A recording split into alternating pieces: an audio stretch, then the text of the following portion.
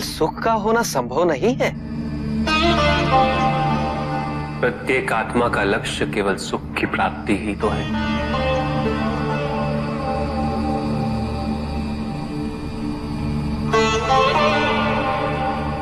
परमानंद की प्राप्ति। किंतु हम सुख नहीं, सुख को प्रदान करने वाली वस्तुओं को एकत्रित करना ही जीवन का उद्देश्य मान लेते हैं। ये समस्त संसार माया है, सब कुछ नश्वर है।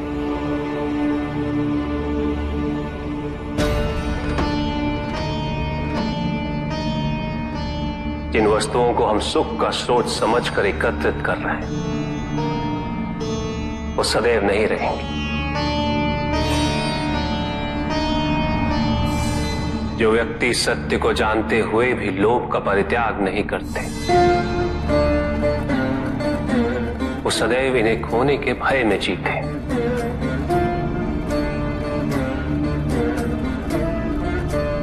और जो व्यक्ति सत्य को जानते ही नहीं वो अहंकार में जीते।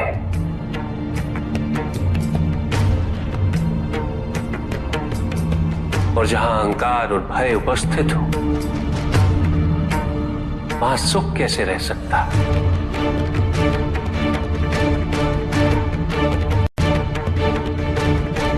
किसी को यह दुख है कि उसके पास कुछ भी नहीं, और जिसके पास सब कुछ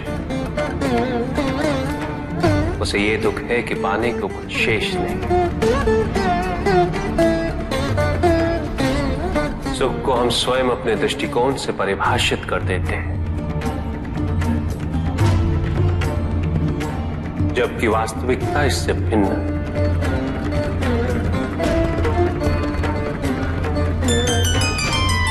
इसलिए आवश्यकता है अनासक्त रहने की। किंतु प्रभु, क्या आसक्ति स्वाभाविक नहीं है? और दुख का मूल कारण भी तो यही है ऋषि भृगु। आसक्ति हमारे मन की शांति को छीन लेती, उसे भंग कर देती।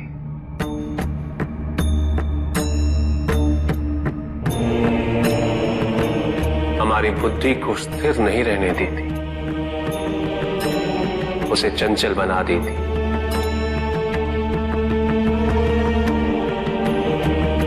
आसक्ति से प्रमाद की उत्पत्ति होती। प्रमाद मद होता है और मद अहंकार का स्रोत है। और अहंकार पूर्णतः शुभता में परिवर्तित हो जाता है, अर्थात आसक्ति अशुभता की जननी। इसलिए अनावश्यक है। तो प्रभु, आसक्ति को अनासक्ति में कैसे परिवर्तित किया जा सकता है? और हम आसक्ति से कैसे उबर सकते हैं प्रभु? आसक्ति से मुक्त होना ही अनासक्ति है। आसक्तिहीन होने के लिए अपने और पराये का भेद मिटाना अनिवार्य है।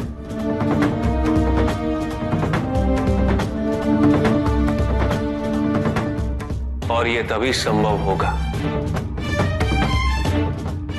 जब हम सुख की खोज बाहर नहीं, अपने भीतर करें। जब हम यथार्थ को पहचानें, उसे स्वीकार करें।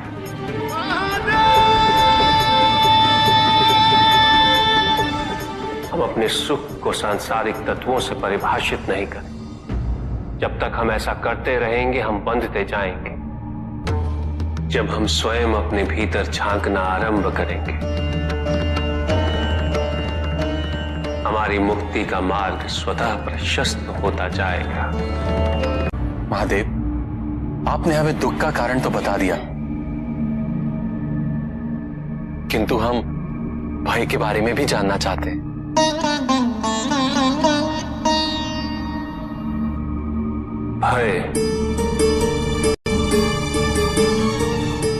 भय का स्रोत है इच्छा।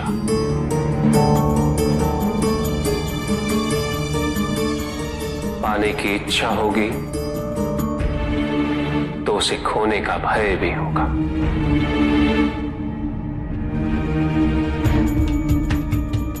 यदि जीवित रहने की इच्छा है तो मृत्यु का भय भी अवश्य होगा।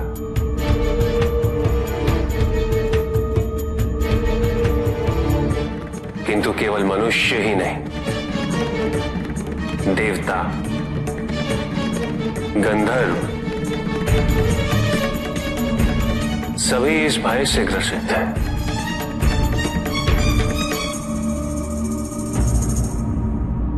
क्योंकि इच्छाओं से मुक्त कोई भी नहीं।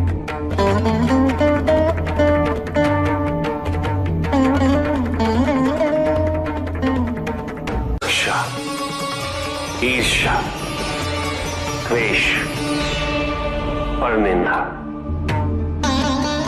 और षड्यंत्र जैसे पाप भय से ही उत्पन्न होते हैं।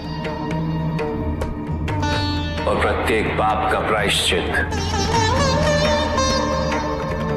केवल दुख और कष्ट उठाने से ही संभव होता है।